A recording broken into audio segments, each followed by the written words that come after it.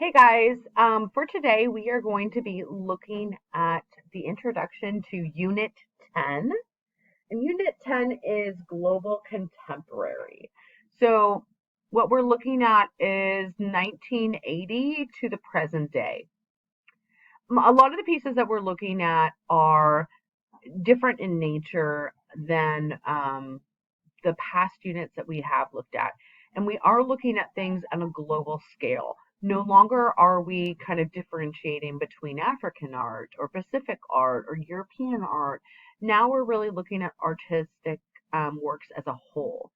Um, as we were working through the end of Unit 4, we kind of ended at this point where abstract expressionism, surrealism, pop art, conceptual art, all these things were starting to take place, and art was really being questioned as to what art is, what art represents, how to use art. And art becomes more thematic. It becomes a means of using more of the senses and becomes more sensory than just necessarily a nice painting on a wall or a piece of architecture. Okay, so we're going to look at some of the main themes that reach across global contemporary. And then throughout next week, you guys will have videos and short pieces to look at to understand global contemporary as a whole, but maybe not as specifically as we would like to go at this point because we are so close to the test date. So, global contemporary, what is this? It's really art that is characterized by a transcendence of traditional concepts of art and is supported by technological developments and global awareness. So, really, what we're looking at is we are transcending still those traditional concepts, those same concepts that we have been looking at since the development of the classical art of Greek and Roman art, prehistory, all of these classical subjects. These are still concepts that we're constantly referring back to, okay? But it's also supported by technology. So as the world grows, as technology develops and grows, so does the role of a human. So does the role of who we are, what we are meant to do. And those technologies also have this development within art to then reach out to speak to us in different ways. But also global awareness. So, in contemporary global art, we are aware of issues across the world. We might be speaking out at art for protesting the Ukrainian war. We might be speaking out against political decisions being made in Congress right now. There is a sense of history and issues across the world that people are looking at in terms of art and using it as a means to speak to a specific group of people or culture or have their feelings expressed within events. So there are a sense of hierarchies of materials, tools, function, artistic training, style, and presentation that are challenged. So like no longer do you need to have oil painting to be a good painter. What tools you're using, what is the functionality of a piece, or does it even have a function? Is it an implied function? Is it a non-function item? People don't necessarily have to be trained as artists anymore. They could just become artists. And how art is being presented has also been challenged. Questions about how art is defined, valued, and presented are provoked by digital works, video captured performances, graffiti artists, online museums, galleries, natural materials, and traditional skills, predominance of disposable material cultures, and the digital divide. The access of a lack of access to digital technology. So there's a digital divide, and these are all kind of big themes that are being presented in global contemporary art. So, but we're still looking at that same question when we even started with Marcel Duchamp's ready-made urinal, the fountain. What is art? How is art defined? How can we look at art? How can we push the boundaries of what art is?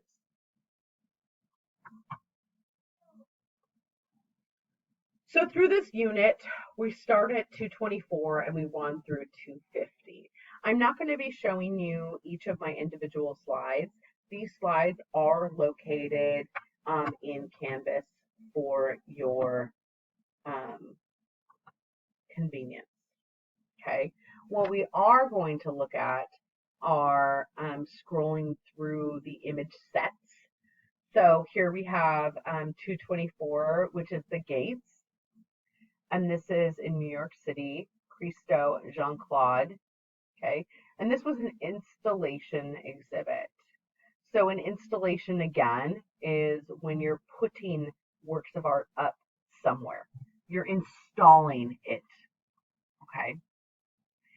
So some of the biggest themes that we are really looking at within some of these units, and I know I'm kind of jumping around here. I apologize. But goals within this unit too, okay? That global contemporary explores broad connections across historical time periods and cultures.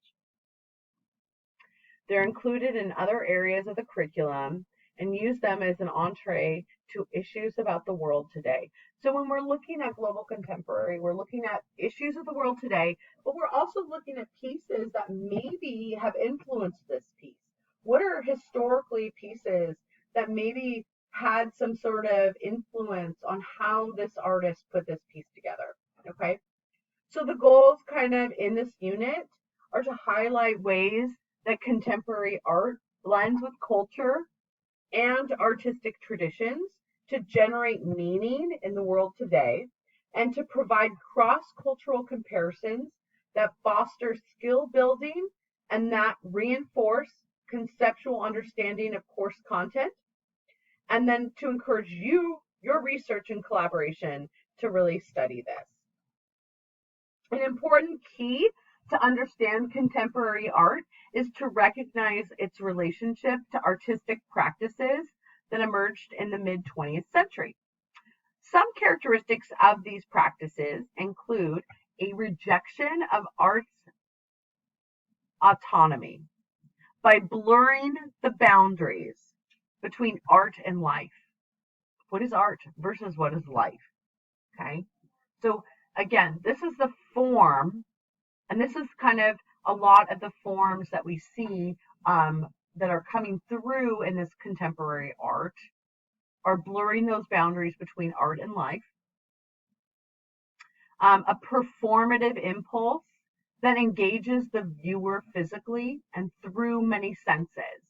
So if you're engaging the viewer through senses, maybe it's smell, maybe it's vision, maybe it's through sound or music.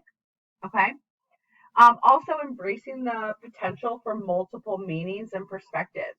There might not be one right or wrong answer to a question. It might have a lot of different viewpoints. It might be questioning the role of something, but there might not be a right answer. Also an experimentation with non-traditional media and formats. For instance, there is Dancing at the Louvre, which is a series that was created with acrylic on canvas with fabric borders. Okay. There are pieces that are photographs. There are pieces that are installations. There are pieces that use TVs. There are pieces that use glass. There are pieces that use all sorts of aluminum and copper wire, cut paper, fabric, oil, burlap, resin, porcelain, all sorts of different types of media. But the biggest thing to look at in this is an emphasis on conceptual interest, sometimes the exclusion of aesthetic effect or skilled production. So they might not be as refined as they could be, okay? So we're really characterizing a transcendence. Traditional concepts of art is challenged by technological developments and global awareness. But there's a sense of digital technology that provides a lot of access to imagery and content. And also we have to look at mainstream media and how we can look at art within a global context instead of just within a cultural context. So globally, how art is seen versus contextually.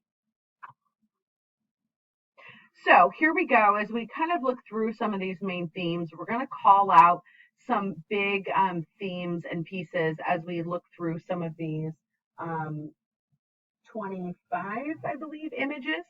So here we have the gates, and I introduced this before I went off on another tangent, which is an installation in New York City at Central Park. This was put up as flags, and they were called the gates, and you had to walk through the gates.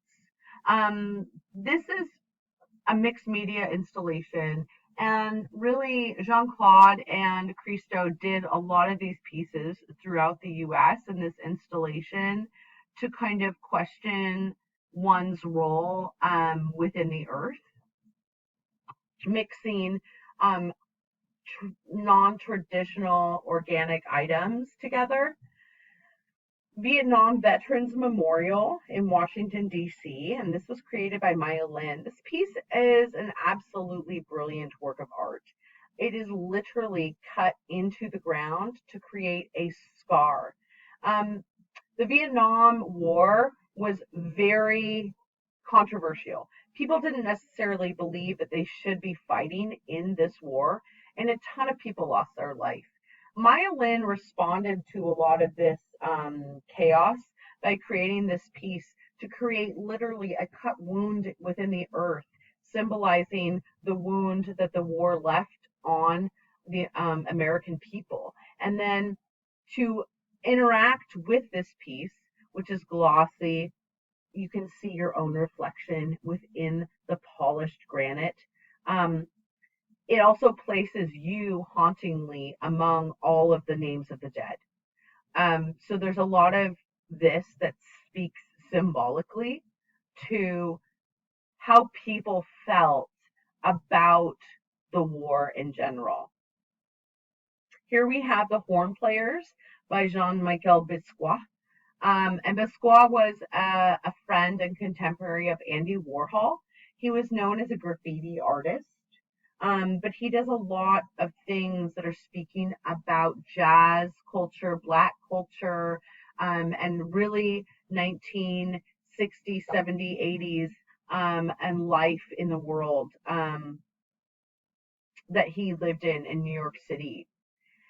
227, Summer Trees, Song Sunam. And this is a very different piece of basically almost looking at these different colors of representation of summer trees, ink on paper. So we've gone from many different cultures already, just looking at 4 different pieces. Androgyne the third, and this one is burlap, resin, wood, nail. It almost looks like a human being sitting on a lift or body, slumped over. Definitely gives you this feeling of sorrow. Here's a book from the sky, Yu Bing, and this is mixed media installation, but it's really kind of talking about more Chinese culture, but almost in a kind of mocking or silly kind of way, because the writings don't necessarily mean anything. But I mean, I am not as familiar with a lot of these pieces to talk in depth about them, so I'm kind of just giving you this brief overview.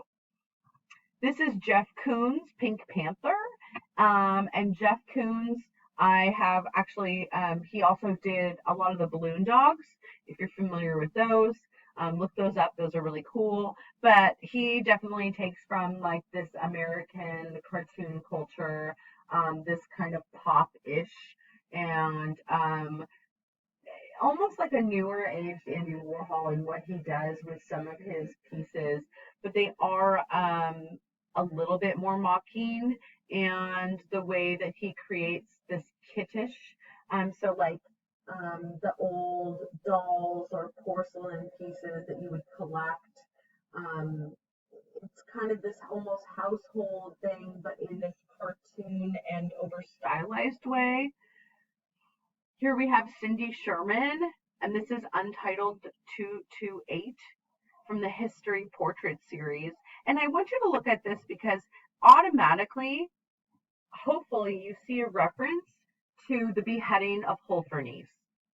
Here is Cindy Sherman, who has dressed herself up like the Judith who beheads Holofernes. And here she is, and she's holding kind of this old man scary skeletal, almost looks like it's from like a horror film or something. And Cindy Sherman would dress up and kind of almost play this role of the like main character in a movie, and she would um, she would pose for different kind of roles and then take photos of that. And so this is almost like kind of a different contemporary view style of speaking of like that beheading of Holofernes moment in time. So again, you have this classical look that you're looking back to once again. Here we have the Dancing at the Louvre from the series of the French Collection, Part 1. And this is Faith Ringwald. And she is a beautiful Black artist. This is acrylic on canvas. And this is also Dancing at the Louvre. You see Leonardo da Vinci's works of art on the wall. And it's creating this moment in time in front of these wealthy looking pieces that anybody can enjoy. Trade. Gifts for trading land with white people. So this is an indigenous piece. This is Jean Quick-to-See Smith. And it's really a contemporary piece looking at the indigenous population and their relationship with the Americas, how they have almost become a culture in the Native Americas as mockingly. So here we see some Braves, the baseball team, Braves, Atlanta Braves hats. We see different symbols of kind of mocking Native American culture. And so this is kind of speaking out against a lot of those pieces and how natives were treated by white people. Earth's creation. This is a paint on canvas. We can see it's huge. We can see a lot of similarities almost in like a impressionistic Monet piece with this one. Rebellious Silence. This is from the Women of Allah series, and this is Shireen Nishat. And Shireen Nishat spoke out a lot about the corruption and rights that had been taken away from women in the Middle East, specifically, I believe, Iran. And here she has a gun held up to her face, splitting it in half with poetry in Arabic written across her face. And this is really speaking to a lot of the Iranian rights of women and how in the 1990s they lost a lot of their rights with the rise of the Taliban. And women were perceived differently. But this is also an example of how Americans perceive Iranians and Middle Easterns. as being a certain way. Here, 236 in La Barbera. Oh gosh, I can't even. No crying allowed in the barbershop.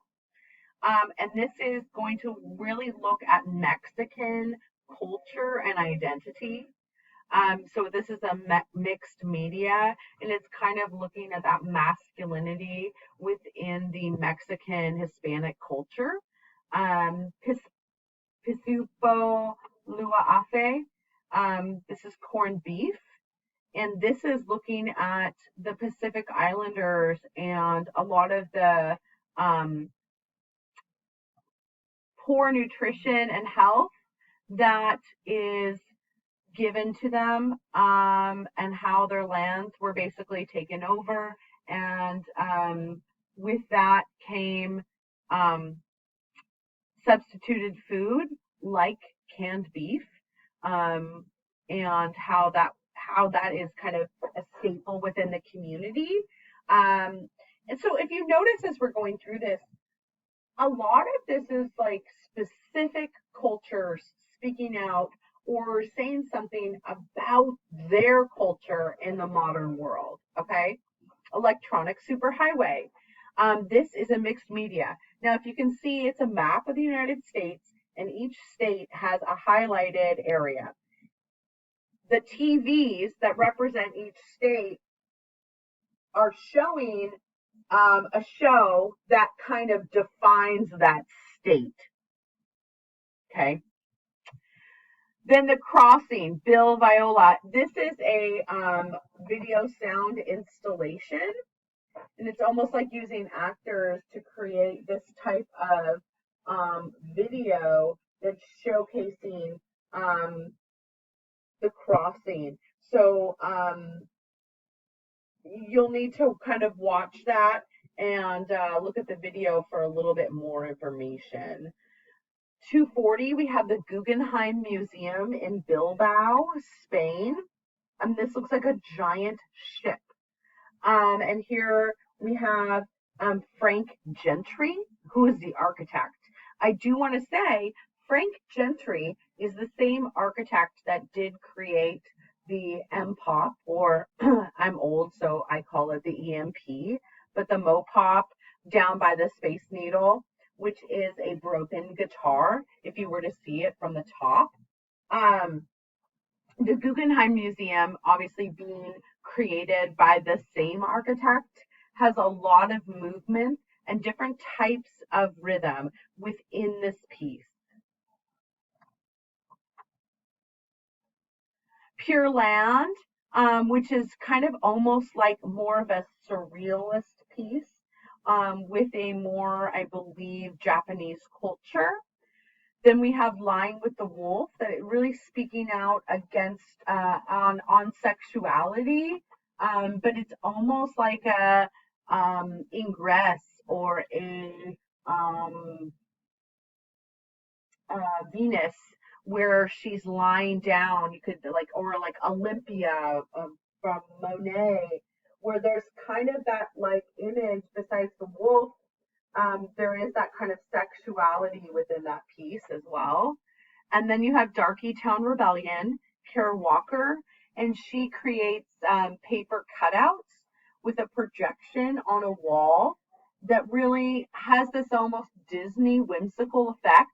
But upon closer inspection, you're really noticing that some of these pieces are really inappropriate and speaking out against historic Black experience of living as a slave in the South.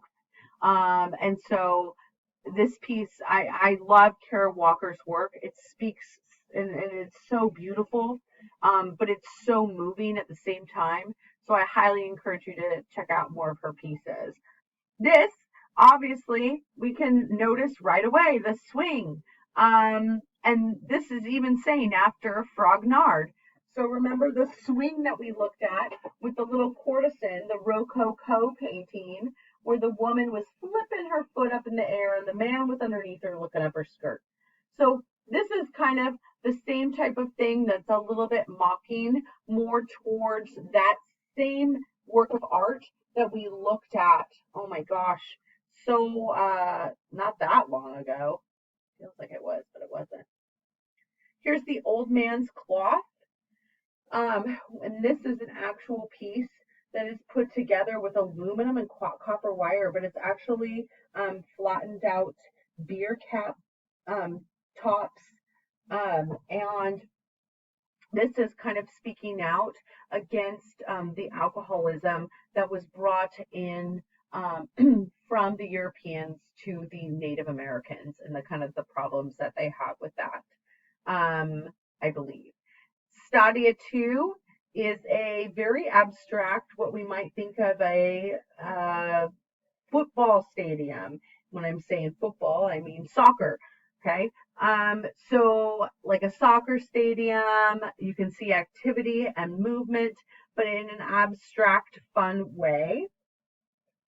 Praying mantra, definitely looking at women's sexuality. Shibboleth, here we have an actual crack or mark within the flooring. And then the two last pieces are the Maxi National Museum of Century of Arts in Rome by Zaha Hadid.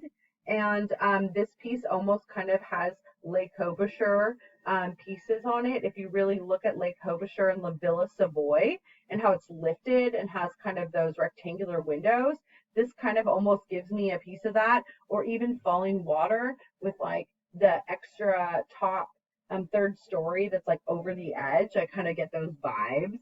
And the last piece is one of my all-time favorite artists, Ai Weiwei, and he is a Chinese artist and activist, and this is his sunflower seeds. And what he did is he sculpted and painted millions of sunflower seeds. Obviously, he had help, but they're kind of, and he uses them as a symbol of China, of China's, what's the right word, like ceramic and pottery throughout the years, but also sunflowers were a symbol for specific time periods within China. And so you'll learn more about that later. But this is kind of a rundown just to introduce these 25 works of art, and you'll learn more. I'm sorry if not all my information is perfect. It's hard to remember everything. But you can start next week looking at some of these videos. Again, you don't have to follow everything word for word in the videos next week, but I want you to understand the thematic version and the gist of why the artist is doing what they're doing. That's the most important thing to remember. Other than that, happy studying!